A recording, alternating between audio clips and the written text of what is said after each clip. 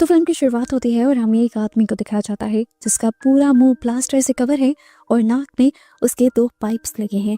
दूसरी तरफ ही एक आदमी जिसका मुंह नहीं दिखाया जा रहा, वो केमिकल्स मिक्स करता है और उस प्लास्टर वाले आदमी के नाक के अंदर डाल देता है एक फनल के जरिए, और यहाँ वो आदमी तड़प तड़प कर मर जाता है। जूम आउट करके दिखाया जाता है कि उस आदमी को जबरदस्ती एक अजीब सी चीज के ऊपर बांधा गया था। जब उस किलर को लगा कि वो आदमी तड़प तड़प कर मर गया है तो उसने एक बड़ा सा हथौड़ा उठाया और उसके फेस के प्लास्टर पर जोर जोर से मारने लगा, और इस तरह उसने प्लास्टर के साथ साथ उस आदमी का फेस भी क्रश कर दिया। तो उसके बाद सीन कट होकर हमें जेनिफर नाम की एक सुपर मॉडल को दिखाया गया। जेनिफर की बहुत बड़ी फैन फॉलोइंग थी और हम देखते हैं कि ज्यादातर एड्स और पोस्टर्स में हमें जेनिफर ही दिखाई जा रही है। जेनिफर अपनी लाइफ और सक्सेस के सबसे अहम दिन एंजॉय कर रही है और उसे बिल्कुल आइडिया नहीं है कि आगे वाले दिन उसके इस तरह अच्छे और रिलैक्स नहीं होंगे, क्योंकि हम देख पा रहे हैं कि कोई उस पर नजर रखे हुए है। वो चाहे घर पर है, किसी पार्टी पर है या किसी अपने शो पर, कोई उस पर नजर रख रहा है। यहाँ तक कि कोई उसके सारे इंटरव्यूज भी सुनता है, लेकिन हमें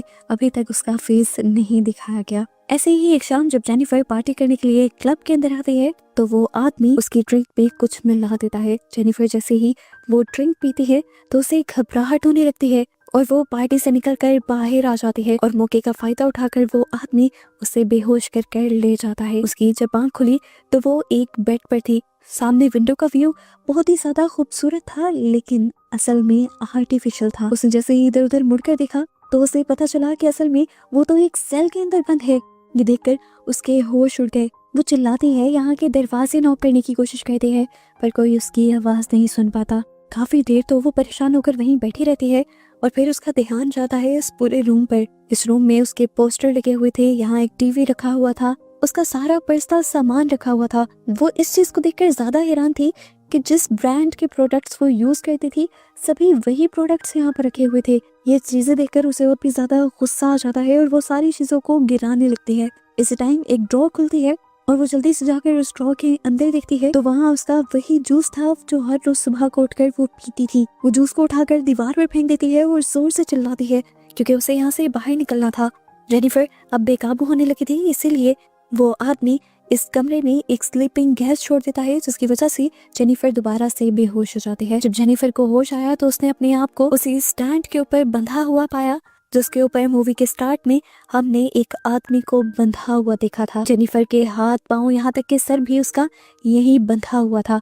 इस टाइम वो किलर उसके सामने बहुत सारी वीडियोस चलाने लग जाता है अपने सभी विक्टिम्स की, जिनको उसने तड़पा तड़पा कर मारा था। किसी का मुंह क्रश कर कर, तो किसी को एसिड पिलाकर, तो किसी के सारे दांत निकाल कर उसे तड़पा तड़पा कर मारा था। आखिरी वीडियो तो बहुत ही ज्यादा भयानक थी। उसने सबसे खूबसूरत लड़की को सबसे भयानक तरीके से मारा था, एक एसिडिक शॉवर चलाकर। इसे देखकर तो जेनिफर बहुत ही ज्यादा डर गई और तभी उसे किसी नल को घुमाने की आवाज आने लगी। उसने ऊपर देखा तो ऊपर भी वही शॉवर लगा हुआ था जिसके जरिए उस किलर ने उस लड़की को मारा था। वो समझ गई ये किलर उसे भी इसी शॉवर के एसिड की वजह से मारने वाला है। वो तड़पती रही, चिल्लाती रही कि मुझे मत मारना मत मारना, पर किलर ने वो शॉवर चला दिया और डर के मारे जेनिफर वहीं बेहोश हो गई। जब उसे होश में आया तो वो दोबारा से अपने उसी लॉकर वाले रूम में थी। उसका मुंह पूरा पट्टियों से बंधा हुआ था और मुंह पर खून ही खून था। वो शीशे के सामने गई और अपने मुंह को देखकर बहुत ही ज्यादा घबरा गई। वो ये पट्टियां खोलकर शीशे में अपना मुंह देखना चाहती थी। हैरानी की बात थी कि उसके मुंह पर एसिड से जलने का सिर्फ एक छोटा सा निशान था, लेकिन बाद में उसे पता चला कि ये भी नकली निशान है और ये सब किलर ने उसके साथ प्रैंक किया था। ठीक इसी टाइम पर जब वो अपना फेस देख रही थी, पीछे से खुद ब खुद शॉवर ऑन हो जाता है और वो बहुत ही ज्यादा डर जाती है। और यहाँ हमें पता चलता है कि असल में वो साइकोपैथ किलर पहले जेनिफर को मेंटली टॉर्चर करना चाह रहा है। वो अब वॉशरूम से निकलकर बाहर आ जाती है और उसके बाहर आते ही यहाँ पर एक और ड्रॉ खुलती है। उस ड्रॉ के अंदर जेनिफर का नया मैगजीन था और साथ ही एक नए लॉकर की चाबी भी थी। वो इस मैगजीन के साथ उस लॉकर की की को भी उठा लेती है और जब वो लॉकर खोलती है तो वहाँ पर एक बहुत ही खूबसूरत ड्रेस था। जेनिफर समझ गई कि किलर चाहता है कि जेनिफर वो ड्रेस पहने, लेकिन वो इस ड्रेस को पहनने से इनकार कर देती है और बहुत ही बदतमीजी करती है, जोर से चिल्लाती भी है। और जेनिफर की इन हरकतों की सजा देने के लिए किलर यहाँ पर एक अजीब सा साउंड चला देता है जो जेनिफर के दिमाग में लग रहा था और जेनिफर बर्दाश्त नहीं कर पाती। किलर यहाँ पर भी नहीं रुकता और इस रूम की लाइट को भी इतना शार्प कर देता है कि जेनिफर की आंखों में वो चुभने लग जाता है। इन आवाज़ों से तंग आकर वो उठकर उस कैबिन के पास चली जाती है और ड्रेस को निकाल लेती है। किलर भी उस साउंड को बंद कर देता है और लाइट को नॉर्मल कर देता है। ये देखते हुए जेनिफर दोबारा मौके का फायदा उठाती है और किलर के लगाए गए कैमरा के सामने जाकर उस ड्रेस को फाड़ देती है। किलर ने दोबारा उसे टॉर्चर करने के लिए वही हरबा आजमाया। उसे दोबारा से साउंड को ऑन कर दिया और लाइट को तेज कर दिया। लाइट से बचने के लिए तो वो बेड के नीचे चली गई, जहाँ उसे एक फाइलर मिला और उसने इस फाइलर से अपने आप को मारने का सोचा। इससे पहले कि जेनिफर अपने आप को मार देती, ठीक उसी टाइम पर किलर ने वो साउंड और लाइट बंद कर दिया, जिससे साफ पता चल गया कि वो जेनिफर को इस तरह मारना नहीं चाहता और इस तरह जेनिफर को भी अपने आप को बचाने का एक हथियार मिल चुका है। अब वो इसी फाइलर को इस्तेमाल करते हुए ऊपर का एक एयर वेंट खोलने की कोशिश करती है और यहाँ से भागने की ट्राई करती है, लेकिन जैसे ही एयर वेंट के अंदर जाती है तो वहाँ उसे एक लड़की का टूटा हुआ नेल मिलता है। वो समझ आती है कि पहले भी जितनी लड़कियों को उसने यहाँ पर लाकर रखा होगा उसमें से किसी एक ने बचकर यहाँ से जाने की कोशिश की होगी, लेकिन वो पकड़ी गई होगी। लेकिन वो हौसला नहीं हारती और वेंट के अंदर चढ़ जाती है। इससे पहले कि वो आगे बढ़ पाती, दरमियान से वेंट टूट जाती है और किलर उसे दोबारा पकड़ लेता है। किलर ने दोबारा अब उसे उसी चेयर पर लाकर बांध दिया था जहाँ पर वो सबको टॉर्चर करता था। इस मर्तबा जब जेनिफर को होश आया तो वो रोने लगी, किलर से अपनी जान की भीख मांगने लगी। उसने ये भी कह दिया कि तुम्हें जितना भी पैसा चाहिए मैं तुम्हें दूंगी, तुम्हें कोई काम चाहिए, जो भी चाहिए मैं तुम्हें दूंगी। पर किलर को अगर ऐसा कुछ चाहिए होता तो वो पहले ही मांग लेता। किलर उसकी बातों को इग्नोर करते हुए अपना फ्रिज खोलता है और उसका फ्रिज इंतहाई भयानक है। उसमें इंसानों के बॉडी पार्ट्स रखे हुए हैं। वो इन्हीं बॉडी पार्ट्स में से एक नाक, एक कान और एक आंख निकाल कर थोड़ा सा पानी डालकर उन्हें ग्राइंड कर देता है और एक अजीब सा लिक्विड बनाकर वो जबरदस्ती जेनिफर के मुंह में फनल लगाकर उसमें डाल देता है और वो जेनिफर को पिला देता है। जेनिफर रोती चिल्लाती रह जाती है पर उस इंसानी जिस्म के हिस्सों से बने हुए शेक को बाहर नहीं निकाल पाती। जेनिफर इस डर से दोबारा बेहोश हो गई और अब जो जेनिफर के मुंह के साइड पर वो अजीब सा शेक लगा हुआ था, किलर ने कॉटन बड से उसे साफ किया और खुद चाट लिया। और ऐसे हमें पता चला कि वो कैनिबल भी है, यानी इंसानों को खा भी जाता है। इसके बाद वो अब जेनिफर को उठाकर उसके पहले वाले रूम में छोड़ आया और खुद बाहर आ गया। हमें दिखाया गया कि जेनिफर के बेड के सामने एक बहुत बड़ा जेनिफर का पोस्टर लगा था। असल में वो पोस्टर नहीं था बल्कि 2-वे मिरर था, जिसकी वजह से किलर उसके हर एक एक सेकंड पर नजर रख रहा था। खैर अब जेनिफर तो सोई हुई है, टाइम पास करने के लिए वो जेनिफर के इंटरव्यूज निकाल लेता है और गौर से उन्हें देखने लग जाता है। काफी घंटों बाद जब जेनिफर को दोबारा से होश आता है तो वो अपनी रूम की दीवार के दूसरी तरफ से थोड़ी सी रोशनी को आता हुआ देखती है। गौर करने पर उसे पता चलता है कि वहाँ कुछ लिखा हुआ था। उससे पूछा जा रहा था कि तुम कौन हो।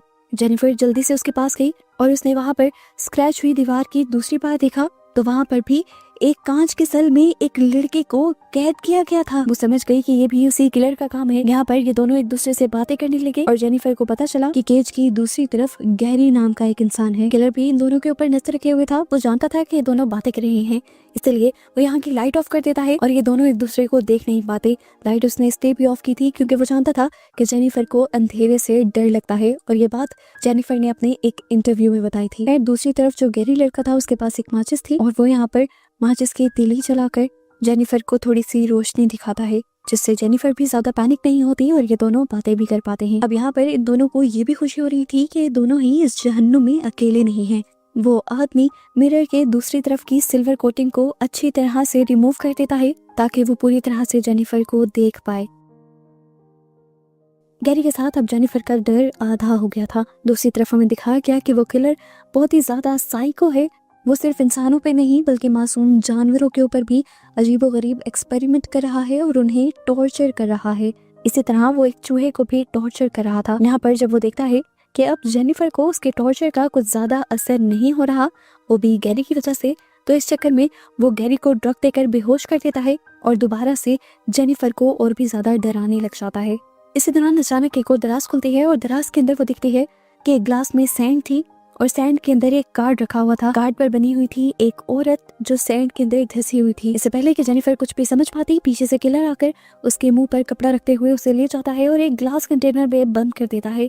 ऊपर से लगातार अब उसके ऊपर सैंड गिरने लग जाती है और वो जोर जोर से चिल्लाने लग जाती है। यहाँ पर हम देखते हैं कि वो किलर गैरी को भी एक कार्ड भेजता है जिस पर वो उसे कह रहा था कि अगर तुम चाहो तो अपनी जान को खतरे में डालकर जेनिफर को बचा सकते हो। गैरी भी अपनी जान की परवाह नहीं करता और जेनिफर को बचाने के लिए निकल जाता है। वो वेंट के जरिए जेनिफर के कैबिन के ऊपर आकर जेनिफर को ऊपर से निकाल लेता है। अब वहीं से निकलते हुए ये लोग एक दूसरे कमरे के अंदर पहुंचते हैं। ये कमरा एक बिल्कुल लैब जैसा था जहाँ पर एक और डेड बॉडी पड़ी हुई थी और इस डेड बॉडी की स्किन बिल्कुल जल गई थी, जैसे उस किलर ने इसके ऊपर एसिड से कुछ एक्सपेरिमेंट किए हों। इसे देखकर ये दोनों ही डर जाते हैं।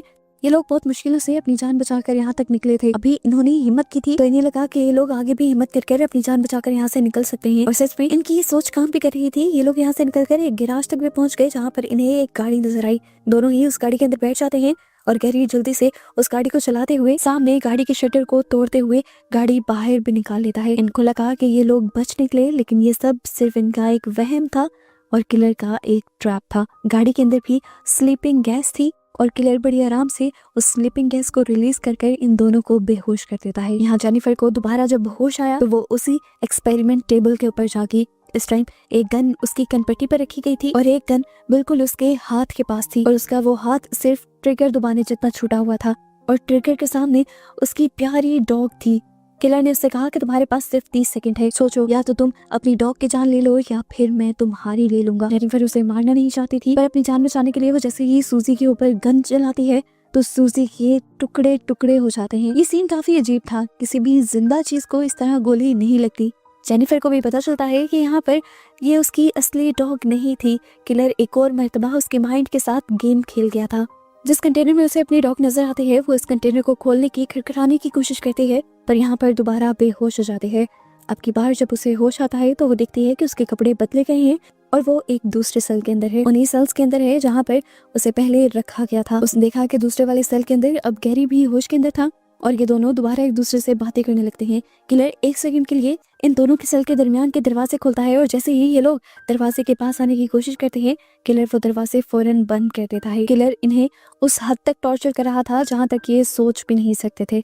इस मर्तबा दोबारा जेनिफर के रूम के अंदर एक ड्रॉर खुली और उस ड्रॉर के अंदर एक और ड्रेस थी। जेनिफर समझ गई थी कि वो किलर किसी भी घटिया हद तक जा सकता है, इसलिए उसने किलर की बात मानना जरूरी समझा और उस ड्रेस को पहन लिया। उस ड्रेस को पहनते ही किलर एक बहुत ही अजीब काम करता है, उसके और गैरी के सेल के दरमियान वाला दरवाजा खोल देता है और जेनिफर फौरन भागकर गैरी के पास चली जाती है। किलर की सोच के ठीक मुताबिक यहाँ पर किलर एक वीडियो प्ले कर देता है, जो वीडियो बहुत ही ज्यादा भयानक थी। एक लड़की की वीडियो जिसको उसने अजीबोगरीब तरह से टेबल से बांधा हुआ था और उसके मुंह के साथ साथ उसके जिस्म की कई ओपनिंग्स को सिया हुआ था। ये सब देखकर गैरी बहुत ही ज्यादा डिस्टर्ब हो गया और उसने यहाँ से कुछ चीजें उठाते हुए यहाँ के मॉनिटर तोड़ दिए और यहाँ के कैमरास भी। ये देखकर अब किलर को भी गुस्सा आ गया और वो आकर गैरी को खींचते हुए यहाँ से ले गया। अगले ही पल अब दूसरे मॉनिटर में जेनिफर को गैरी की वीडियो दिखाई जा रही थी जहाँ पर वो किलर गैरी को डिस्टर्ब कर रहा था, उसे टॉर्चर कर रहा था। जेनिफर रोती रही, चिल्लाती रही, यहाँ तक कि सदमे में दोबारा बेहोश हो गई। उसे इस मर्तबा जब होश आया तो वो दोबारा उसी केज में थे। ये लोग एक्सपेरिमेंटल चेयर्स के ऊपर बैठे हुए थे, या कह लें कि इन दोनों को ही एक्सपेरिमेंटल चेयर्स के ऊपर एक साथ बांधा हुआ था। इस टाइम भी उनके सामने मॉनिटर पर एक वीडियो चल रही थी जिसमें दिखाया गया कि एक माँ अपने ही बेटे को अब्यूज कर रही थी और वो बच्चा अपनी माँ की वजह से बहुत ही ज्यादा डिस्टर्ब था। इन सारी चीजों की वो औरत वीडियो भी बनाती थी और ये सब कुछ बहुत ही ज्यादा डिस्टर्बिंग था। हम देखते हैं कि एक दिन वो बच्चा गुस्से में अपनी माँ को ही कई मर्तबा स्टैब करके मार देता है और फिर उनकी फोटोज भी बनाता है। ये सब अब उसने भी रिकॉर्ड किया है और हमें ट्विस्ट पता चलता है कि वो बच्चा कोई और नहीं बल्कि किलर ही था और अब वो अपनी मॉम के किए हुए का बदला और अपने साथ हुई ज्यादतियों का बदला इन लोगों को टॉर्चर करके ले रहा था। ये सारी वीडियोस किलर भी उन दोनों के साथ देख रहा था। उसको अपने सारे दुख दर्द वापस याद आने लग जाते हैं और उसका गुस्सा दोबारा से बढ़ जाता है। वो अब जेनिफर को टॉर्चर करने के लिए उसके पास आ जाता है और गुस्से में उसके दांत निकालने की कोशिश करता है। जेनिफर जोर जोर से चिल्लाती है तो गैरी उससे कहता है, मर्द हो तो इधर आओ, इधर आकर मेरा दांत निकालो। वो किलर भी एक मर्तबा नहीं सोचता और बेदर्दी से आकर गैरी का एक दांत निकाल लेता है और गैरी भी जोर से चिल्ला देता है। दर्द की वजह से गैरी बेहोश हो जाता है और वो अब दोनों को उठाकर गैरी के सेल में डाल देता है। अब क्योंकि गैरी ने जेनिफर को बचाया था तो जेनिफर के दिल में गैरी के लिए इज्जत और भी ज्यादा बढ़ जाती है। वो गैरी के होश में आने तक उसके पास बैठकर उसका ख्याल रखती है और जब गैरी होश में आ जाता है तो ये दोनों इस कमजोर मोमेंट में एक दूसरे के करीब आ जाते हैं। करीब आने के बाद जेनिफर दोबारा से सो जाती है और अब हमें दिखाया जाता है कि गैरी वहां से उठकर साइड पर हो जाता है और अब अपना एक कार्ड निकालते हुए उसे स्कैन करता है और ये दरवाजा खोलकर ऊपर चला जाता है। और एक बहुत बड़ा ट्विस्ट हमें ये रिवील होता है कि जहां पूरी मूवी में हम गैरी को एक विक्टिम समझते आए थे, असल में वही असली किलर था। गैरी वही बच्चा था जिसके टॉर्चर होने की वीडियोस हमने देखी थी, और वो ये सब अपने भाई के साथ मिलकर कर रहा था। ये लोग आज तक कई लड़कियों को और लड़कों को इसी तरह टॉर्चर कर कर मार चुके थे, और अब इन्होंने जेनिफर के लिए भी यही प्लान बनाया हुआ था। लेकिन पता नहीं क्यों जेनिफर से गैरी को अट्रैक्शन फील होने लगी थी, और अब उसने फैसला कर लिया था कि वो जेनिफर को नहीं मारेगा, और इस चीज से उसका भाई डिसएग्री कर रहा था। उनका प्लान खराब हो जाता, जेनिफर कभी यहाँ से निकलकर बाहर चली जाती तो ये लोग बुरी तरह फंस जाते। उसका भाई चाहता था कि ये लोग आज के आज ही जेनिफर को पूरी तरह टॉर्चर कर कर मारेंगे। ये बात सुनकर गैरी भी गुस्से में आ जाता है और किचन में पड़ी हुई ही नाइफ से अपने भाई को ही स्टैब कर देता है, और फिर उसकी बॉडी को जाकर बाथ टब में रख देता है। इसके बाद गैरी अपने सभी शिकार की फाइल्स को निकाल कर देखने लग जाता है, और जेनिफर नाम की नई फाइल भी बनाता है। और जब वो इन सबको देख ही रहा होता है तो अचानक से उसी घर में नॉक होता है। वो जल्दी से सारी फाइल्स को छुपाते हुए बाहर जाता है तो बाहर पुलिस ऑफिसर्स आए थे जेनिफर के बारे में ही इन्वेस्टिगेशन करते हुए। वो अब गैरी से उसके बड़े भाई के बारे में पूछते हैं, क्योंकि इन्हें भी गैरी के बड़े भाई के ऊपर शक है। लेकिन गैरी यहाँ पर साफ मना कर देता है कि उसका भाई तो घर पर है ही नहीं, और काफी दिन से घर आया भी नहीं है। गैरी से कुछ इंपॉर्टेंट इन्फॉर्मेशन लेने के बाद पुलिस वाले यहाँ से जाने ही वाले थे, पर अचानक से उन्हें याद आता है कि आज उनका कोई इंपॉर्टेंट मैच आ रहा है, जिसके लिए वो टीवी ऑन करवा देते हैं। ये लोग स्कोर देखने लग जाते हैं और गैरी इनके लिए पानी लेने के लिए किचन में चला जाता है। अचानक ही वहाँ पर ऐड आ जाता है। ये लोग चैनल चेंज करते हैं तो वहाँ इन्हें जेनिफर की सीसीटीवी फुटेज मिल जाती है। ये देखकर ये लोग शॉक हो जाते हैं और इन्हें पता चल जाता है कि गैरी ही असली मुजरिम है जिसने जेनिफर को पकड़ कर रखा हुआ है। इससे पहले कि वो गैरी को पकड़ पाते, गैरी यहाँ पर अपनी बड़ी सी गन लेकर आता है और एकदम से इन लोगों को शूट करके मार डालता है। इसी दौरान उसने देखा कि गोलियों की आवाज से जेनिफर भी जाग चुकी थी। वो भागकर जेनिफर के पास जाता है और कहता है, जेनिफर उठो, हम यहाँ से भाग सकते हैं, मैंने दोनों किलर्स को मार दिया है। वो अब जेनिफर को लेकर ऊपर अपने घर के अंदर आ जाता है, जहाँ जेनिफर पुलिस वालों को ही मरा हुआ दिखती है और उन्हें ही किलर समझ लेती है। इसके बाद वो यहाँ से एक फोन उठाते हुए जल्दी से पुलिस को कॉल करने की कोशिश करती है, पर गैरी समझाता है, जेनिफर नहीं, हम ऐसा नहीं करेंगे, हम पुलिस को कॉल नहीं करेंगे। हम दोनों ने जो कुछ यहाँ पर किया है उसकी वीडियोस बनी हुई हैं, और वो वीडियोस अगर बाहर निकल गई तो तुम बदनाम हो जाओगी, पहले मुझे वो सारी वीडियोस डिलीट करने दो। ये कहकर वो नीचे चला जाता है वीडियोस डिलीट करने के लिए, जबकि जेनिफर ऊपर पुलिस को कॉल मिलाने की कोशिश करती ही रहती है। वो इसी डेड फोन से बाहर बाहर पुलिस को कॉल करने की ट्राई कर रही थी, और इतने में ही हमने देखा कि एक ऑफिसर जो मरा नहीं था पूरी तरह, वो उठकर जेनिफर के पीछे आकर खड़ा हो गया। वो शायद जेनिफर को सारी सच्चाई बताना चाहता था, पर उससे पहले ही डर के मारे जेनिफर ने कोई भारी चीज उठाकर उसके सर पर मार दी और उसे खत्म कर दिया। यहाँ पर उसकी टक्कर हुई उसी कैबिन से जिसके अंदर गैरी ने वो सारी विक्टिम्स वाली फाइल रखी हुई थी। अब वो कैबिन पूरी तरह खुल गया और जेनिफर ने जब अंदर सभी फाइल्स देखी तो जेनिफर को भी सारी सच्चाई पता चल गई कि उसे पूरी तरह प्लान करके यहाँ लाया गया था, और प्लान करने वाला कोई और नहीं बल्कि गैरी खुद था। इन्हीं विक्टिम्स वाली फाइल के अंदर वो गैरी के भाई के साथ भी एक पिक्चर देख लेती है, और वो समझ जाते हैं कि ये दोनों मिलकर ही ये काम करते हैं। इतनी देर में हमें दिखाया जाता है कि गैरी का भाई, जिसे गैरी ने चाकू मार दिया था, वो भी मरा नहीं था, जख्मी था, और वो बाथटब से उठकर यहाँ जेनिफर के पास आ जाता है। वो जेनिफर को दोबारा पकड़कर मारने ही वाला था, पर जेनिफर ने अपने आप को बचाने के लिए उसकी बॉडी में लगा हुआ चाकू दोबारा और भी उसके अंदर स्टैब करके उसे मार दिया। उसको मारने के बाद वो यहाँ से भागने का हर रास्ता ढूंढती है, लेकिन हर रास्ता ही बंद था। इतनी देर में यहाँ एक पुलिस ऑफिसर का फोन बच जाता है, और वो ये फोन निकालकर एक दूसरे पुलिस ऑफिसर को कॉल करने का सोच ही रही होती है कि तभी गैरी ऊपर आ जाता है। वो जानती है कि गैरी को भी ये नहीं पता कि जेनिफर को सच्चाई पता चल गई है, इसीलिए वो गैरी के करीब जाने की कोशिश करती है, और गैरी भी जब उसके करीब आने पर बहकने ही वाला होता है, तभी जेनिफर उसके मुंह पर पेस्टिसाइड स्प्रे कर यहाँ से नीचे भाग जाती है, जहाँ पर उसे कैद कर रखा हुआ था। उसे उम्मीद थी कि यहाँ पर उसे बचाने के लिए कुछ मिल ही जाएगा, और यहाँ उसे मिल जाती है एक गन। ठीक वक्त पर वहाँ पर गैरी भी पहुंच गया और उसने गैरी के ऊपर गन तान कर उसे शूट करने की कोशिश की, पर गन तो उसने रिलोड की ही नहीं थी। गैरी मर नहीं पाया और गैरी ने उसके हाथ से गन छीन ली। गैरी ने अब गन को लोड कर लिया था और वो जेनिफर को मारने ही वाला था, पर जेनिफर ने दोबारा हिम्मत दिखाई और उस गन को उसके हाथ से छीन लिया और उसे ही अब मार डाला, और आखिर अपनी जान बचा ली और बाकी सबका बदला ले लिया। जिसके बाद वो यहाँ से बाहर निकल आई। उसकी हिम्मत ने उसे बचा लिया था, और ऐसे ही उसे जिंदा और सलामत दिखाते हुए ये मूवी यहाँ खत्म हो जाती है।